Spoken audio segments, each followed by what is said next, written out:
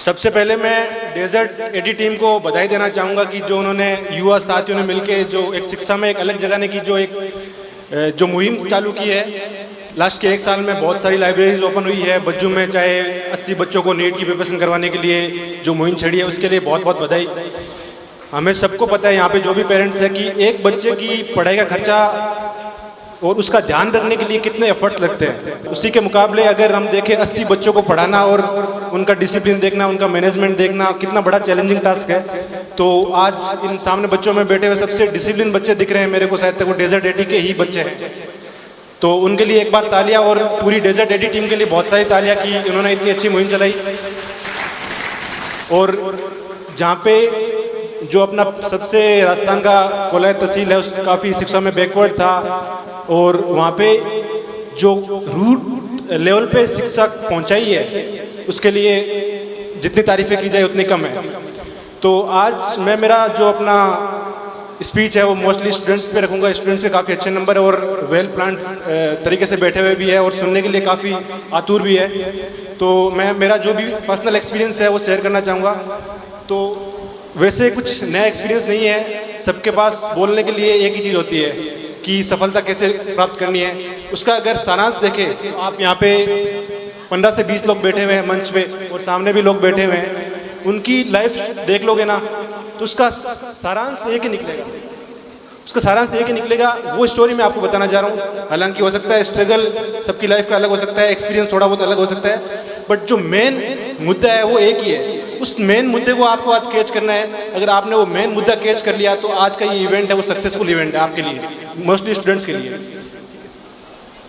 तो आज ये बच्चे बैठे हैं वो मेरे हिसाब से, क्योंकि मैं भी कुछ टाइम पहले आपके जैसे सामने यहाँ पे बैठा हुआ करता था, तो मेरे दिमाग में ये रहता था जब भी कोई प्रोग्राम होता तो स्टेज पे जो भी बैठे आदमी लगते थे कि यार ये लोग कुछ अलग करते हैं, कि कुछ अलग खाते होंगे, कुछ अलग एक्टिविटीज़ करते होंगे, तभी वो स्टेज पे है। हम शायद तक नहीं कर सकते।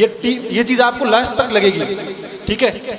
तो मैं आज आपको ये चीज़ बता देता हूँ कि कोई भी चीज़ इम्पॉसिबल नहीं है। आप एक बार अगर सोच सकते हो ना तो वो चीज़ आप कर लोगे। आप सबके अंदर जितने भी यहाँ पे 300-400 स्टूडेंट्स बैठे हैं, सबके अंदर वो कैपेबिलिटीज़ है कि आप एक दिन इस स्टेज पे आके ये स्टेज शेयर कर सकते हो, इस स्टेज पे आके बैठ सकते हो। बस आपको एक जिद करनी है कि मेरे को जिद क्या करनी है, आपको जिद ये करनी है आपको कि मेरे को इस स्टेज पे आके बैठना है। वो जिद आज के दिन ही कर लो आप, वो जिद आज के दिन ही कर लो आप, ठीक है। अगर आपने एक बार जिद कर ली कि मेरे को इस स्टेज पे आके बैठना है, वो जिद आपका हो सकता है आपकी मैं पढ़ाई में अच्छा करके करूंगा, या फिर मैं स्पोर्ट्स में अच्छा करके करूंगा, या मैं पॉलिटिक्स में अच्छा करूंगा, या मैं मेरे बिजनेस में अच्छा करूंगा, इंजीनियर बनूंगा, डॉक्टर बनूंगा, कुछ भी हो सकता है। सिर्फ ऐसा नहीं है कि आप पढ़ाई करके ही इस मंच पे पहुंच सकते हो। आप लाइफ में अच्छा करके, कुछ भी अच्छा करके आप इस मंच पे पहुंच सकते हो।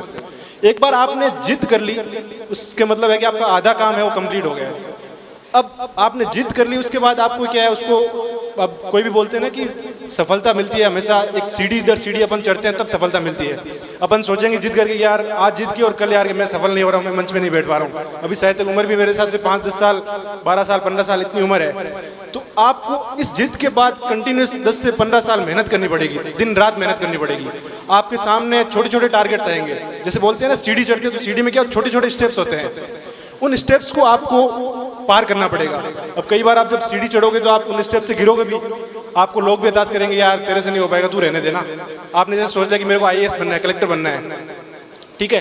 तो आपके सामने अलग अलग टाइम पे अलग अलग टास्क आएगी कि मेरे को 10वीं में अच्छा करना है, मेरे को 12वीं में अच्छा करना है, फिर मैं कॉलेज में जाऊंगा अच्छा करना है, फिर मेरे को जब एग्जाम होगा उस टाइम मेरे को अच्छा करना है। तो कई बार आपके 10वीं में परसेंटेज कम बनेंगे तो आपको लगेगा, लोग हतोत्साहित करेंगे कि भाई तुमसे नहीं हो पाएगा, ठीक है। तो उस टाइम आपको हतोत्साहित नहीं होना है। आप फेल क्यों हुए उस फेल का रीजन आइडेंटिफाई करना है और आपको उस पर वर्कआउट करके उससे वापस सफल होना है, ठीक है। तो ये छोटे छोटे स्टेप्स आप मेहनत करते हुए जाओगे तो एट द एंड आपको पता चलेगा कि 10 साल बाद आप ऐसे स्टेज पे पहुंच चुके होंगे कि आप खुद को एक सफल व्यक्ति महसूस करोगे, ठीक है। तो इसमें मैं मेरा एक एग्जांपल देके आपको चीज़ थोड़ा सा और बताना चाहता हूँ कि कैसे मेरी पर्सनल जो लाइफ है, मेरा पर्सनल एक्सपीरियंस है या फिर जो भी स्ट्रगल्स है वो मैं बता के आपको बताना चाहता हूँ कि कैसे आपको जिद करनी है और कैसे आपको एक फाइनल अल्टीमेट गोल पे पहुँचना है। तो जैसा कि मेरे को लाइक 2nd-3rd क्लास में पढ़ता था, मैं जस्ट आपकी तरह गांव में लाइट नहीं थी, चिमनी में पढ़ाई करते थे, सब कुछ पूरा डिट्टो। और मेरे हिसाब से यहाँ पे स्टेज पे जो भी लोग बैठे हैं उनका सबका बैकग्राउंड है, वो सबका ग्रामीण बैकग्राउंड है। और अभी तो सिचुएशन काफ़ी बेटर हो गई है। उस टाइम तो ना तो लाइट हुआ करती थी, ना बहुत सारी दिक्कत थी, वो दिक्कत नहीं बताना चाहूँगा मैं, वो सब आपको पता है, ठीक है। तो उस टाइम सेकंड थर्ड क्लास में मेरे दिमाग में यही चीज़ चलती थी कि मेरे को बस पढ़ाई के दम पे कुछ अच्छा करना है लाइफ में, इतना पता था मेरे को। कैसे करना है, क्या करना है, कुछ नहीं पता। अभी भी आपको हो सकता है कि भाई क्या करना है क्या नहीं करना है वो आपको नहीं, अभी नहीं पता होगा, लेकिन आपने वो जिद कर लो एक बार कि मेरे को अच्छा करना है लाइफ में। तो फिर मेरे को धीरे धीरे पता चला कि मेरे को 5th क्लास में नवोदय एग्जाम होता है। तो मेरे को, मेरे बड़े भाई थे वो नवोदय में थे, तो मेरे को आइडिया लगा कि भाई नवोदय के एग्जाम की आप तैयारी करोगे तो आपको वहाँ पे अच्छा एनवायरनमेंट मिलेगा, पूरे जिले से अच्छे अच्छे बच्चे आते हैं। तो मैंने 4th और 5th क्लास में नवोदय की तैयारी की, और आप मानोगे नहीं, पहली ही सीढ़ी पे मैं गिर गया। 5वीं क्लास में मेरा नवोदय में सिलेक्शन नहीं हुआ। अब मेरी जिद इतनी खतरनाक थी कि मेरे को अगले 3 साल तक वो पूरा टॉर्चर किया मेरे को कि मेरा सिलेक्शन नहीं हुआ। बड़े भाई का सिलेक्शन हो गया तो लोग बोलते तू तो कमजोर है, तेरा बड़ा भाई होशियार है।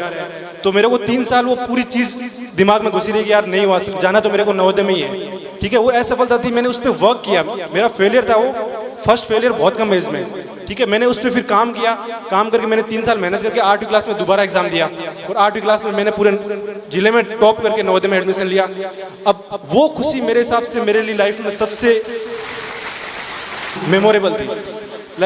मेरा आईएएस में सिलेक्शन हुआ, आईआईटी में सिलेक्शन हुआ, मोमेंट्स अभी मेरे बहुत कम 2-3 साल ही हुए हैं, लेकिन वो मोमेंट्स मेरी लाइफ से जा रहे हैं। लेकिन वो जब नवोदय में सिलेक्शन हुआ था ना, वो सबसे गोल्डन मोमेंट था, लाइफ चेंजिंग मोमेंट जिसको बोलते हैं ना, वो सबसे बेस्ट मोमेंट था, क्योंकि वहाँ फेलियर से मैंने सफलता मिली थी।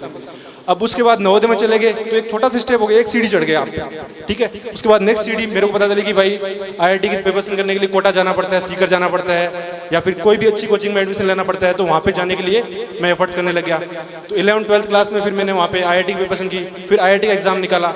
आईआईटी का एग्जाम निकाल के आईआईटी एक जो कॉलेज होता है, इंडिया लेवल पे यूनिवर्सिटी होती है, उसमें पूरे देश से लोग आते हैं। वहाँ पे फिर आप नई चीज़ सीखते हो। अब आपको नहीं पता कि भाई आईएएस एग्जाम के लिए 11th में क्या करना है क्या नहीं करना है, आपको वो जब वहाँ पे उस एनवायरनमेंट पे जाओगे तब आपको पता चलेगा। तो अभी आपको नहीं सोचना कि मेरे को उस चीज़ के लिए पहले से क्या करना है, अभी तो आपको बस एक ही चीज़ है, बस जिद करनी है, और उस जिद के लिए आपको जो आपके हाथ में है उस टाइम उस चीज़ पे मेहनत करनी है। तो फिर वहाँ जाके पता चला, अलग अलग लोगों से मिला कि कैसे प्रिपरेशन कर सकते हैं, कैसे नहीं कर सकते स्मार्ट तरीके से। तो वहाँ जाके अपना आईआईटी में जाने के बाद आईएएस की तैयारी करने लगे। फिर आईएएस एग्जाम भी इजीली निकल गया, और गेट का एग्जाम भी निकल गया, और बहुत अच्छी रैंक्स के साथ एग्जाम निकल गया, पता भी नहीं चला, बहुत स्मूथली। जस्ट रीजन ये है कि इसके पीछे 10 साल की मेहनत थी, या 15 साल की मेहनत थी, या 20 साल की मेहनत थी, वही एक रीजन है और कोई रीजन नहीं है, ठीक है। और एक जिद थी, बस ये चीज़ आज आप इसके सम्मेलन से आज ये चीज़ सीख लो कि आपको जिद करनी है और आपको मेहनत करनी है। 2 चीज़ अगर आपने यहाँ से सीख ली तो आपको लाइफ में कोई नहीं रोक सकता, ये मेरी गारंटी है, ठीक है। एक चीज़ लास्ट में मैं और बोलना चाहूँगा कि आजकल ना रिसोर्सेज की कोई कमी नहीं है। जैसे अभी सीएलसी के डायरेक्टर साहब ने भी बताया कि चीज़ें, अब मैं बताता हूँ एग्जाम्पल के तौर पे पैसों का क्या है। जब मैं 2011-12 में कोटा में तैयारी कर रहा था तो साल का खर्चा था 1.5 लाख 2 लाख, ठीक है। और ये लोग जो लाइब्रेरी यहाँ पे ओपन हुई है, इस लाइब्रेरी का हम पैसा देते थे 2000 रुपये एसी में बैठने के लिए, ठीक है। और वही चीज़ आज यहाँ पे गाँव में आ गई आपके पास। और जो चीज़ें हमने 2011-12 में पढ़ी थी जिन टीचर से, उन्हीं टीचर्स के बहुत तगड़े वीडियो लेक्चर्स आज ऑनलाइन आपके फ़ोन पे अवेलेबल है, 10,000 15,000 में। जस्ट आपकी नीयत होनी चाहिए। कोई बच्चा बोलते हैं ना कि यार मेरे पेरेंट्स गरीब है, या फिर कोई पेरेंट्स सोचता है कि मेरा बच्चे को मैं नहीं पढ़ा सकता, कुछ भी नहीं है, जस्ट आपके दिमाग का खेल है। अगर आपने दिमाग में सोच लिया कि मेरे को बच्चे को पढ़ाना है तो कुछ भी चीज़ इम्पॉसिबल नहीं है। आप बहुत कम खर्चे में प्रिपरेशन कर सकते हो और सक्सेसफुल बन सकते हो, ठीक है। एक लास्ट पॉइंट है कि यहाँ पे आज गर्ल्स की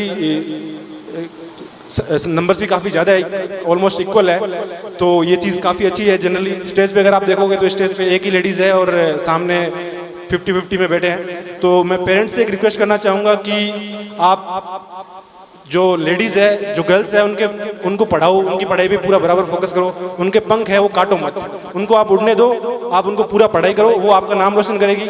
और एक जब महिला पढ़ लेती है, जब एक लड़की पढ़ लेती है तो वो पूरे घर को संवार देती है, जबकि एक पुरुष शिक्षित होता है तो वो सिर्फ और सिर्फ एक खुद को ही शिक्षित कर पाता है। ऐसा मेरा मानना है। आप चाहे सोने गहने उनमें पैसा मत लगाओ, आप उनकी पढ़ाई में पैसा लगा दो, वो उसकी लाइफ टाइम तक वो आपको याद रखेगी। इसके साथ ही मैं मेरे वाणी को विराम देता हूँ। Thank you.